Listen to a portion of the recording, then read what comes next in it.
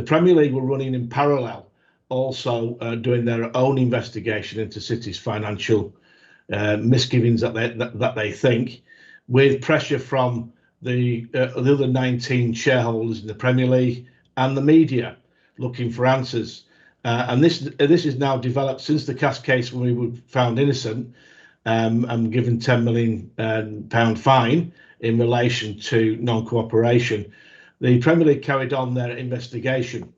And as you know, City were in court in March, and that was to do with City wanted to keep all the findings of the investigation private, and also City weren't also sending documentation to the Premier League regarding the investigation. This was back in March 2021, and City obviously appealed, make sure that none of this was made public. So obviously in June the 30th, which was obviously that appeal went into case, and City lost that case, which hence enabled the Mail on Sunday to make the findings of the case in March public. So this is will now develop and could go on a long time.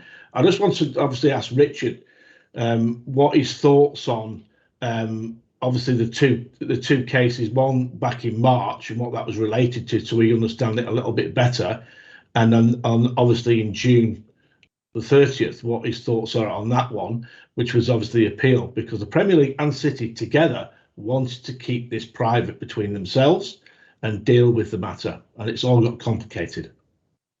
Yeah, so I think the first thing is City clearly took to the courts their views on how the Premier League review should be run, under which parts of the Premier League rules it should be run, and their views on whether a panel would be biased and whether that would be fair. So City clearly just wanted to delay, challenge, obstruct, if you like, the process of the Premier League review, and they went to court to do that. And based on the judgment, it appears, City's view was not agreed with by the court.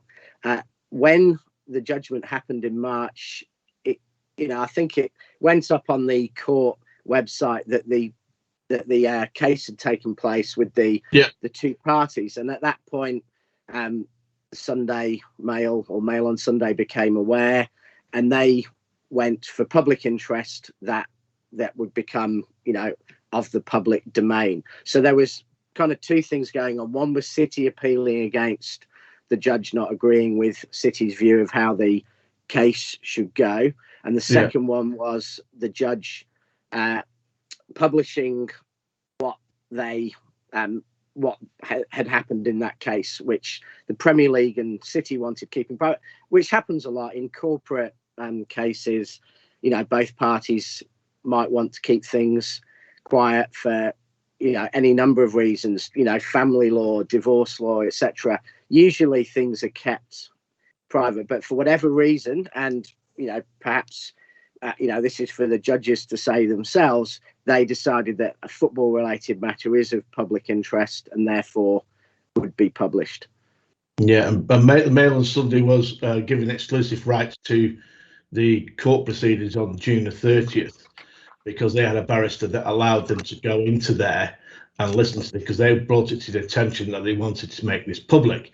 Hence why they had a barrister, which I know that the Mail on Sunday and the New York Times published it at the weekend, and obviously a lot of the paper report that we saw, there was two of them. The second one was quite interesting. Was a lot of regurgitation of the previous CAS case and the Deskiegel emails, which everybody's heard before.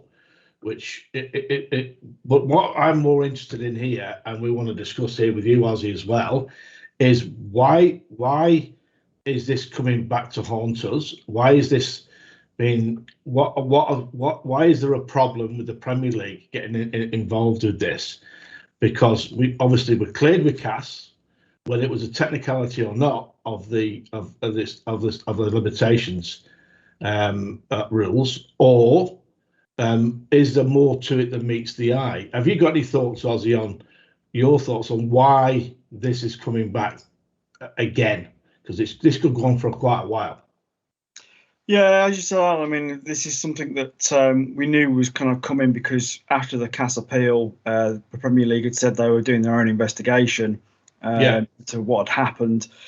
So we kind of knew this was coming. We kind of felt we were in the clear, really, and maybe that the Premier League, the most of what they might do is a bit of a slap on the wrist, maybe a fine. But the press have kind of got hold of this yet again and are kind of chomping at the bit, aren't they, really? I mean, I've heard Talk Sport and a few other Sky News that are talking about, like, oh, does City are going to lose their titles they won back in 2012 and all this kind of stuff. And it's just like, well, hang on a minute. We don't know what the full story is here yet. Yeah. When Chelsea lost their case for financial fair play, was it financial fair play or it was still under young players? It was a transfer. It was a transfers, wasn't it? Yeah. So, and they got a transfer ban, didn't they? And they weren't getting anywhere near what City are getting in the level of speculation and kind of criticism. So I do kind of wonder why, myself, where is this all coming from? Where is this kind of bad blood, for City? Why is it we are getting targeted over and over again? If we've done something wrong, fair enough. We need to be held to account and we have to accept that. But until the full facts are known, Yeah. From what I've listened to a couple of podcasts and other things read in the newspapers and on sport journals, if you want to call it.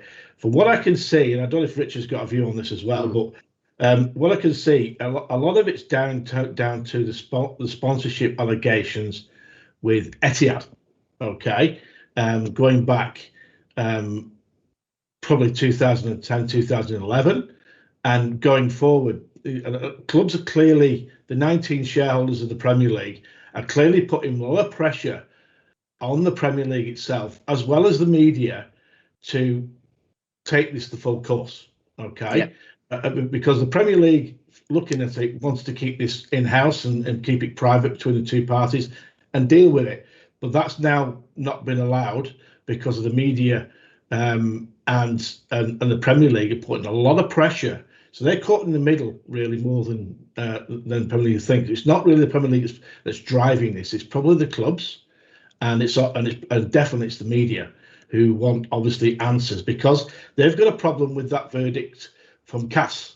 They are convinced that City are guilty, and City should be charged and dealt with, and they don't like it. Now it's got to a point where the sponsorship allegation is to me the biggest problem, because they're saying that City have got at least £600 million more sponsorship than anybody else over the last 10 years. Yeah, so Alan, I'll just interrupt you on that 600 million point.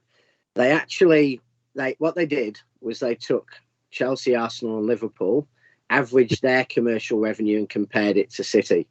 And so it's not more than any other club. They stripped out United for obvious reasons, because they wouldn't give quite the same comparison. But you're looking at a 10-year period they used where Liverpool qualified, I think, 4 times for the Champions League, and where Arsenal, didn't qualify for the Champions League in the last 3 or 4 years. Chelsea were a bit more successful, but, they still only won a couple of league titles and, still missed out on Europe, 2 or 3 times. So they're comparing a club who in that 10-year period won 4 league titles, a large number of cups, qualified for the Champions League all but the first year, with clubs who had half the exposure of big games in Europe, with the hundreds of millions of global viewers that had. So clearly your sponsors are going to pay more for the viewership. So Rich, this is newspapers on that issue, changing Rich, things. Can I ask you a question about that? I don't know whether you know any of the details on that, but for example, right, you've got a player at your club, He's contractually, he plays 30 games and he gets a bonus on top. So he's got his default salary and then he gets a bonus if he plays X amount of games, if he gets X amount of assists, or he avoids getting yellow cards, or he scores goals or whatever. You know, like the incentive-based bonuses. Is there such a thing with sponsorships? Is that a legitimate... So, for example, like you said there, City were in the Champions League for almost a decade. We won trophies. We achieved more than those other clubs. Is this sort of like incentives from sponsorships? The better you perform, the more you earn. Is that legal, and is that sort of what's happened in your opinion? They definitely are, because in the smoking gun letter, it actually refers to a couple of bonuses, I think, for winning a trophy and qualifying for Europe. So, I mean, the actual contracts will be confidential arrangements between the company and City, which we're not party to, but absolutely they have those penalties. And, you know, that was very famously, I think it was Adidas with United, who, you know, were going to have a much lower contract if they didn't qualify for Europe for so many years on the trot. And so those are all built in. If your sponsorships will go up or down depending on success. But I think, you know, I think there's a fundamental, and this is what the media use to drive their views. There's a fundamental view that a football club is valued on how many fans it has. So if a club like Liverpool globally has 4 times as many fans as City, they should be worth 4 times as more. But the truth is, these are businesses, and a football club is valued on its financial performance, you know, the trajectory it's on, and how many, and fundamentally that sponsorship is how many people are watching that team play and seeing those brands. And, you know, there are media companies out there who, you know, will have computer software watching every game and will tell you how many seconds your brand was exposed during that game, how many people were watching it, and therefore how much is it worth. And that drove the whole Super League, that view that so much more money could be made for media. So a fan who doesn't spend anything on your club is not worth the bottom dollar if you're valuing a club. Those who spend money, or those who are consuming the media that drives the sponsorship and drives the TV revenues, are what drives that. So I think fans have a fundamental misunderstanding of that, the difference between sports as a business and sports as what we grew up with, you know, winning or losing a game. Can I ask a follow-on question for that? And I might be totally wrong on this, but my understanding is that if you're a global fan or a direct fan of a particular club, the way that you directly influence revenue for them is by buying their merchandise directly, right? Or buying their merchandise, a Liverpool mug or Liverpool shirt, United shirt, whatever. But when it comes to watching the football, it doesn't really matter who you support, right? Because people watch football regardless. They have a team that they mainly follow and might watch more games of that club, but they still watch the rest. They still consume the rest of the product, right? They still watch City games. Like, they'll watch a derby or they'll watch Arsenal, Tottenham or whatever, even if they're a Chelsea fan. So size of actual core fan base is irrelevant beyond a certain point, right? Yeah, financially, yes. It's how many people are watching the games, and neutrals will watch the best teams play, and neutrals will watch games because they hate both clubs, or, you know, it affects their position in the league. And that's the reality, that it's only a small percentage of all the global viewing figures who are really watching their club as a diehard fan. Most just love the sport, right? You know, most just want to watch the best teams play. And I think that's a misunderstanding again on what drives football. It's the viewership, you know, the media money, and not necessarily how many fans you've got. Let's obviously we're going away from the subject here. Look, can I ask Richard's opinion on what I think is the nuts and crux of this investigation by the Premier League is the sponsorship money from Etihad related to Manchester City, and how that's complicated everything, because that's the area where they're questioning Simon Pearce, and reading the newspaper basically accusing Simon Pearce of lying in that CAS case in different words, but that's what they were saying. What's your view on how that works between Etihad and paying City, and what they're accusing City of? Just people out there that don't understand how it all works. Someone from an accountant would understand this. How does it work? Well, I think there's a couple of matters with regard to Etihad, and probably to discuss. One is, is Etihad a related party to Manchester City, to the businesses, and that fundamentally means, are they under joint control? Does one party have significant influence, or is a key investor in the other? So are they legally or accounting wise related party? Right. And that fundamentally is there as a rule, so that company A that's making a large profit can't overpay massively to company B that's losing money and avoid paying any tax, or people shuffle money around between businesses, avoiding that.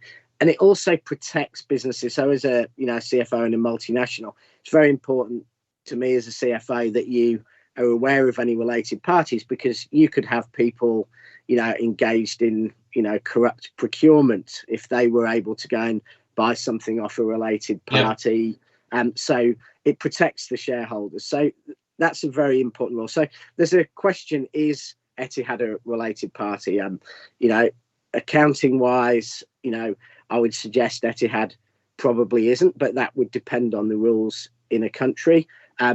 Clearly, we'd be daft if we didn't think there was some relation between Etihad and City, purely because our owner is a member of the royal family and a member of the executive ruling over Abu Dhabi, and fundamentally ultimately the state owns, the Abu Dhabi state owns Etihad. Then and in the rules of the Premier League, the test is really, is it a related party according to accounting rules? And actually, if the accountants have said it's not a related party, that should be the end of it. You've made an arm's length transaction. If it is a related party, the Premier League then says, and I think UEFA was the same, is it fair valued? Now, I believe, and certainly all the news at the time back in 2014 said that UEFA tested the Etihad deal using, the rumour was using PricewaterhouseCoopers, and they came back and said it is fair value. And our sponsorship is not out of whack with other top Premier League clubs. And apart from back maybe in the Mark Hughes days, it hasn't been out of whack with our level of success during that time. And to give some perspective, Etihad, I think, doubled its size and its scope during the time it sponsored City, more than doubled. Tourism into Abu Dhabi's been growing at 10% a year. So it's very hard to question that Etihad hasn't, had a trajectory similar to City's, and, had, a good deal from City. The brand exposure and the success City have given, suggests that even if the Premier League say it's a related party, that I would expect it would be called fair value. And so then it's irrelevant. It's not. If it's irrelevant, it's only a problem if it's unfair. Is there an arbitrary ceiling on this sort of stuff then, or is it just what you value the product at? No, it's what they would say. They would test it in the market. So they would look at other Premier League clubs of a similar size and success level, and what information they can gather for those. They'd look at the media, the media sponsorship companies, how much media exposure Etihad's getting, and they would look at that and they would say, yeah, we believe that's fair value. And if it's fair value, it's not an issue. It's only an issue if, there was a lot of talk around the initial Qatar sponsorship in Paris, where they went from nothing to, 150 million in a year to advertise Qatar tourism. Now, would another French club of a similar size to PSG, which there isn't a direct comparison, have got 150 million for their sponsorship? That, if they wouldn't, then you'd argue that isn't fair value.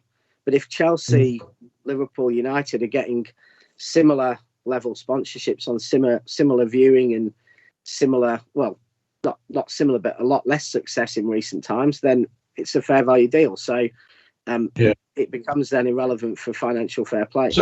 So obviously, where does Simon Pearce come into it? Because he doesn't work for the club now; he works for EAA, doesn't he now? And you know, I was thinking of Premier League hat now. If they're doing the investigation, they're going to find it very hard to prove that the sponsorship was not connected from Sheikh Mansour to Etihad to City without physical evidence, which you can't go asking Abu Dhabi for the invoices for that and to EAA for the Etihad for that, because it's nothing to do with City. That you know, you're not going to get information off them. Surely, is that correct? We're thinking that way.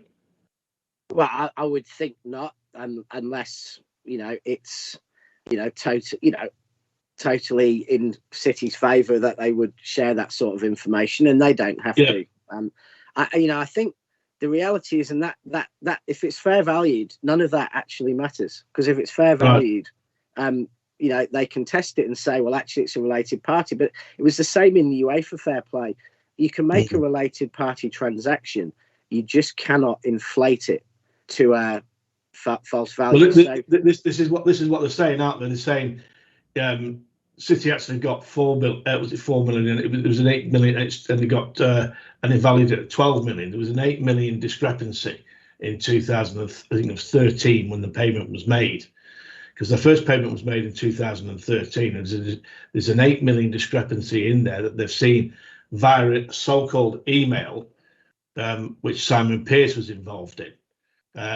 And you know, getting the actual evidence for that's going to be very, very difficult, surely, because if City haven't got that information, it's another company. How do the Premier League say, well, hang on? Yeah, but ultimately, you know, the auditors and City, they will no doubt have checked. You know, when we go through an audit company, they will have your bank statements. They will look at the payments in. They will test those payments against the contract. So they'll be looking at whether, you know, Etihad paid the amount of money that they should have paid under the contract. Now, how money gets into Etihad, whether it comes from people buying plane tickets, the Abu Dhabi, you know, the sovereign wealth funds that own Etihad pumping money in, Etihad borrowing money from the banks, how that happens is, you know, that's Etihad's business about how they fund their business. So in many senses, it's irrelevant. But I think the papers are trying to make this a real big issue, when actually, as long as it's fair value, we can have this argument forever, but if it's a fair value contract, it doesn't matter. And I think they will, I don't think the Premier League probably will even try to make a case on something like Etihad is fair value. Where we know from UEFA, there was a couple of contracts, and I may be wrong, but I think this was A-Bar and maybe Etisalat. We had a couple of contracts that were actually related parties, and that's because I believe Sheikh Mansour was, potentially effectively the executive in charge of those bodies in the Emirates, and they were, you know, secondary or third type sponsors. You know, I think we're in the region of about 10 million a year, and it was, you know, suggested that they were related parties and they potentially were overvalued. But again, we're not talking about 600 million here. We might be talking about, less than 10 million a year between them. And I believe we were told we couldn't increase those deals anymore.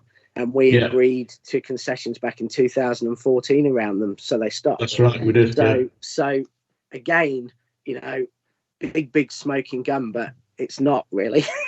So who cares really about all this? I mean, by the sounds of it, it's minutiae. Like, it's small tiddly shit that really and truly, what are we facing? Like a fine at most?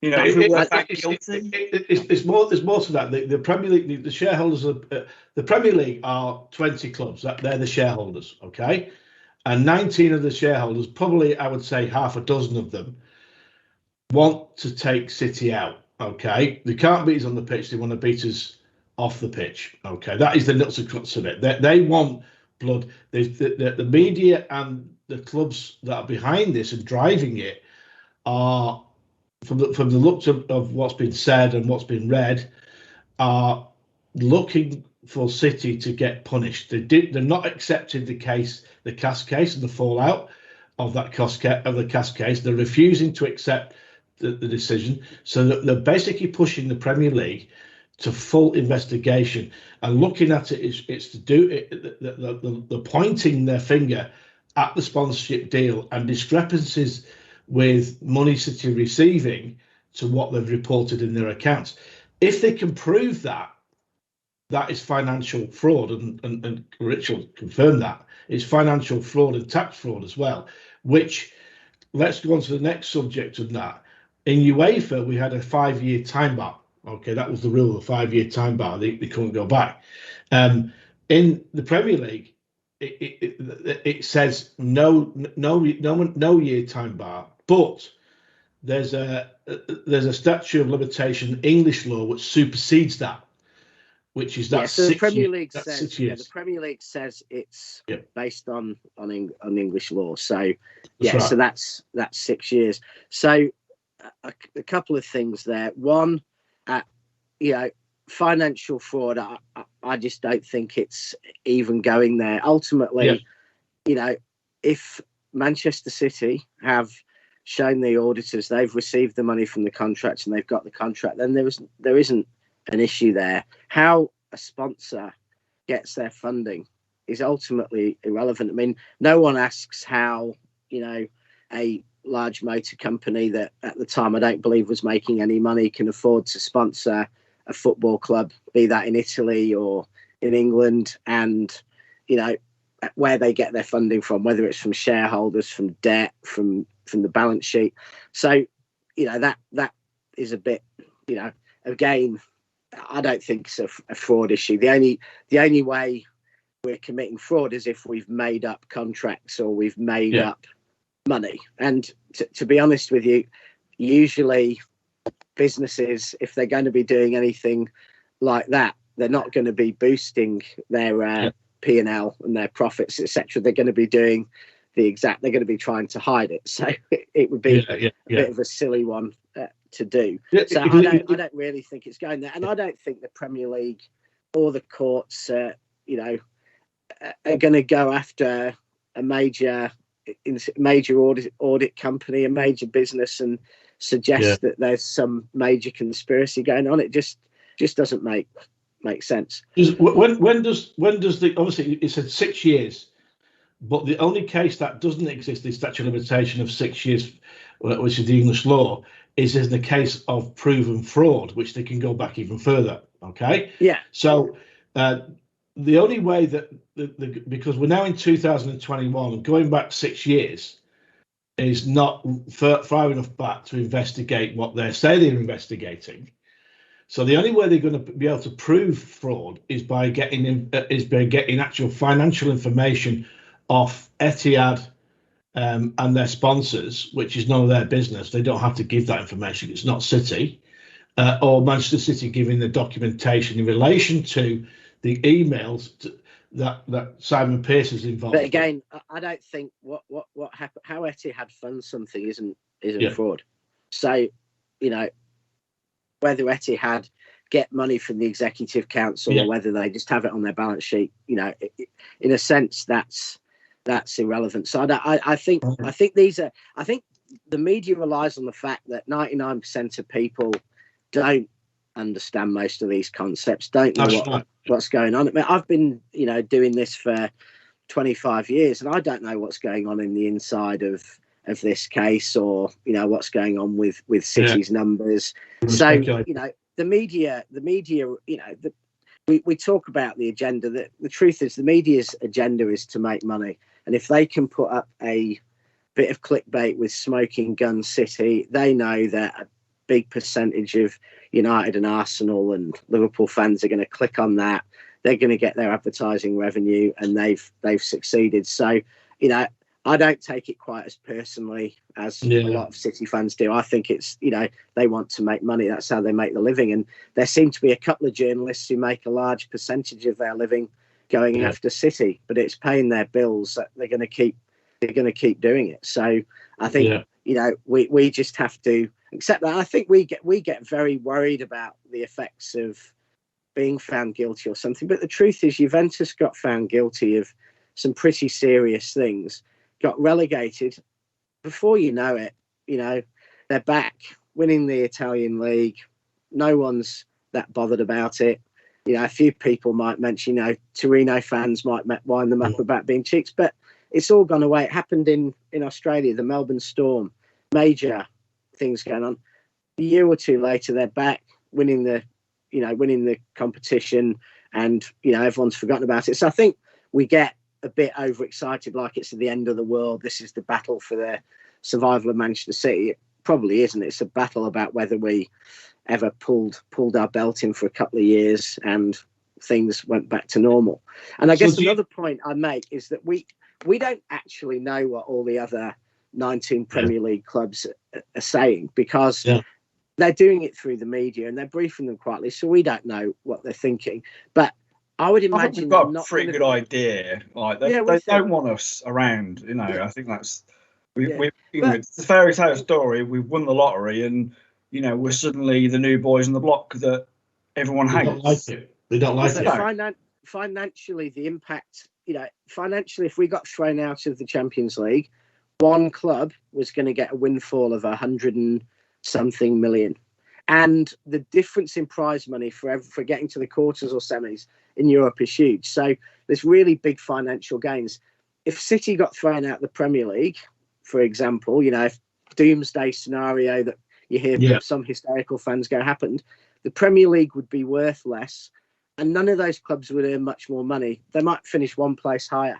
That's not much money. Can I just take this off such a serious note for a second? I am enjoying this debate, but when it comes to City, we might be a joke to external factors, but we've always taken ourselves as a bit of a joke. We've always been light about our own club. Like I made a point on Twitter the other day that, the 30,000 people that claim to be at York away, might actually now get to see City at York away. As a real City fan, I don't care where we play. And at the end of the day, right, no matter what we did, even if we would have been bells and whistles, clean as everything, these journals and these people still would have found an angle or a vendetta or something like that. So the CAS case went away. The UEFA CAS case went away. This case comes. It'll go away. It'll go away, or we get stripped of our titles. You can't take away the 93-20 moment. Never happened. It happened. You can't take that away from us because we were there, we saw it, we witnessed it. That's how football works. It's all about the here and now, right? And you can't remove memories because they're on film, they're in your head. So it doesn't matter in that regard. But where does it go? If this case falls by the wayside, what's the next case? What's the case after that? What's the case after that? When will it actually stop? Well, when Liverpool were doing all their doping in the 50s and 60s, the pools money and all that sort of stuff. How many decades was that dragged out? When United were doing their doping, how many decades was that? Was it dragged out, or are we the club that's easy to bully? Because I was born in the very early 80s, but I don't remember any of the stories in the media about Everton doping, Liverpool doping, United doping. Even in the early 2000s when Chelsea started it all off, I don't remember that many stories. Okay, but is it just because I'm a City fan that I'm feeling like there's more aimed at us than there was ever aimed at them? Or is that accurate to say, or am I just being too soft? I think that it's relentless because we have won the lottery, and other clubs don't like it. They're jealous of that, and they don't like that threat. The perfect example of that is the Premier League are doing anything to stop investment into Newcastle United from certain countries as well, and how rich they are, because they'll be richer than us. If they get what they want, Newcastle, the new owners could be even more richer, and they won't like that. They don't want another City. I will take your Newcastle point a little bit, but I seem to remember, right, when we got booted down 2 tiers of football because we were crap, right? because we had overpaid players, overpaid and under-talented players like George Gincladze. Now, I'll get a lot of hate for that, but it's facts are facts. He was garbage. Yeah, right? Totally. Right? Yeah. Facts are facts. Facts are facts. He was actually bang average. He had a Martin couple of good is games. now Martin right? is watching. Hold on, let me finish my point though. We literally on our way back from the doldrums, we built 3 new stands technically.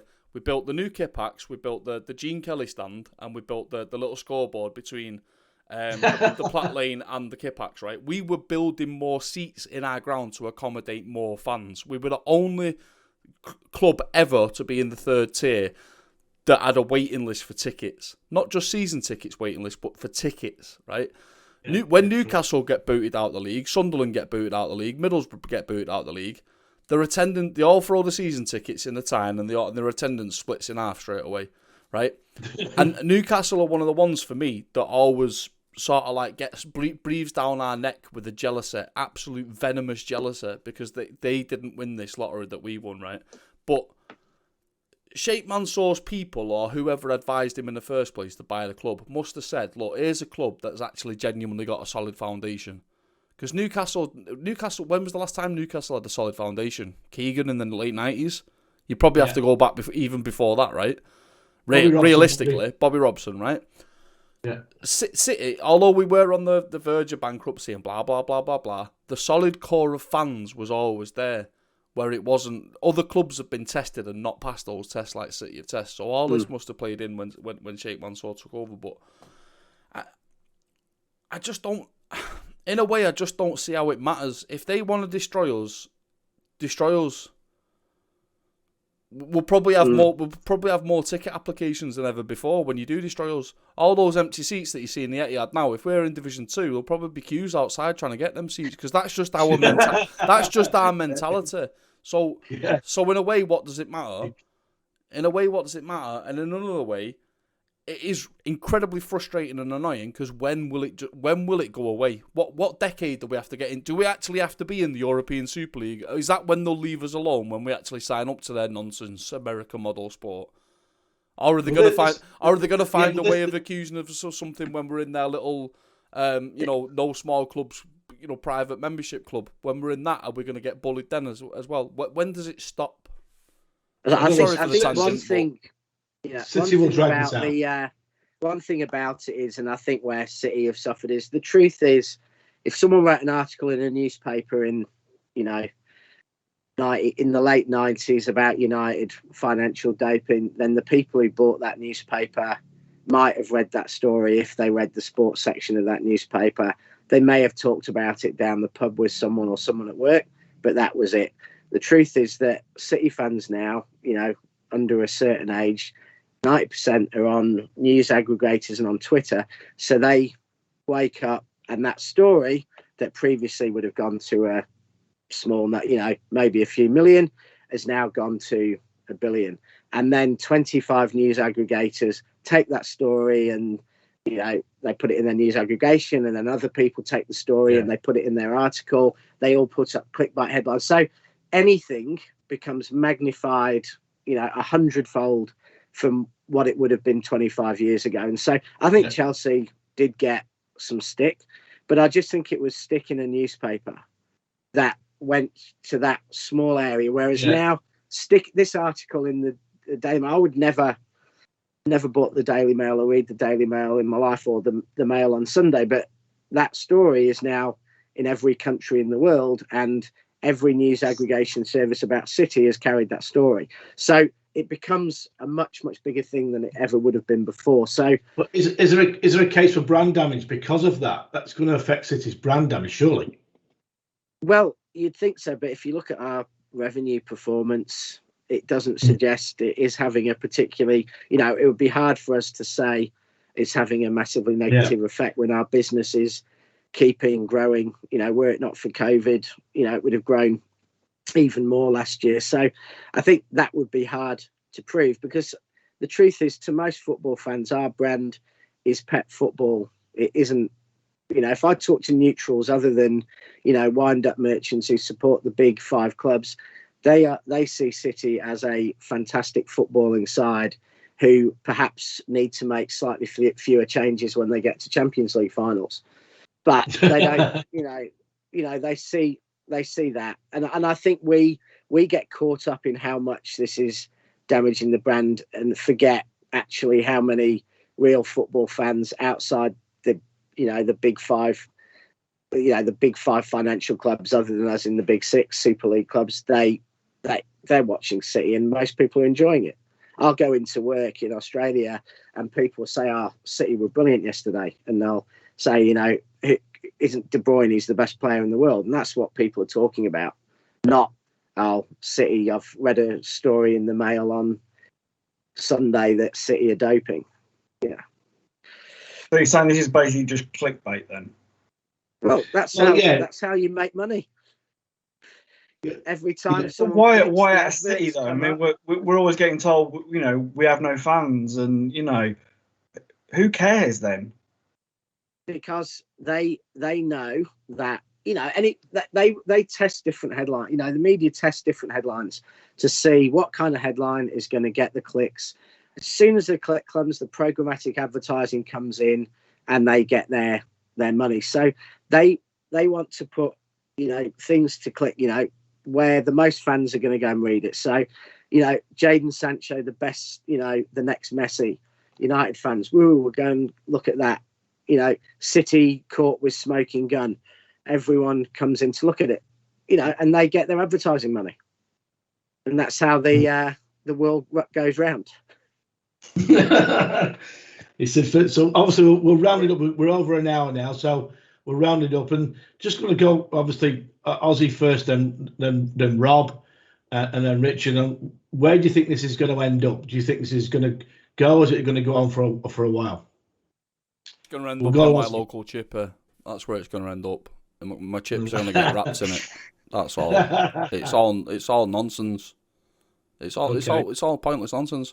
Do you really think that one, the government or the Premier League are going to lose such an asset? Are they really going to be that stupid? Even if we have, right, and I'm sorry to say this, but even if Manchester City have done the dirtiest, nastiest stuff with money in the last decade, are they really going to just boot us completely out? Are they really going to take that financial hit? Because whatever financial hit they might levy at us, they're going to take a financial hit too. So that's the only question you really got to ask yourself. And now, you might think I'm being cocky by saying that, but can they afford to take that hit, especially after COVID? It's just nonsense. It's just nonsense. Just nonsense, mate. I'll get my cod and chips wrapped in it. Ozzy? Yeah, money talks, doesn't it? Let's be honest. As Rob said, the Premier League, I think at the most this will come down to is another fine. I really don't see tolls being taken off of us. Yeah. It just doesn't. It doesn't work that way for me. The Premier League wanted to keep this quiet. Obviously, City wanted to keep this quiet. That says enough for me that if the Premier League were desperate enough to keep this quiet and out of the press, and out in public knowledge, then it may rumble on for a little longer. But I think it's all going to come to nothing. Yeah, it's going to be very hard to prove that. Rich, what do you think? Yeah, I tend to agree. I think quite clearly the fact it's taken 2.5 years for absolutely nothing to happen suggests that it's going to roll on. And my view is the Premier League will probably at some point conclude that there isn't that much there. It's an expensive process. They're not experts in it, and they're really not going to get anywhere. So it's just going to be them.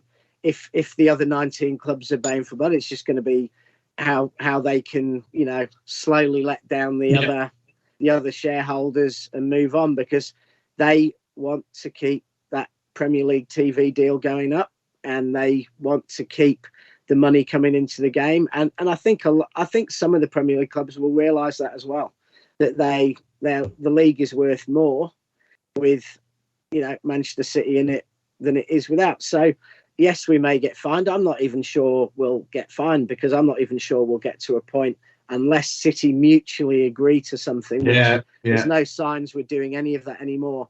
Unless City mutually agree to something, I don't see us even going there. I hate to be the guy that points this out, but we've kind of got the country over a barrel in a way, because you look at all the infrastructure in Manchester that has happened since Sheikh Mansour has come into the club.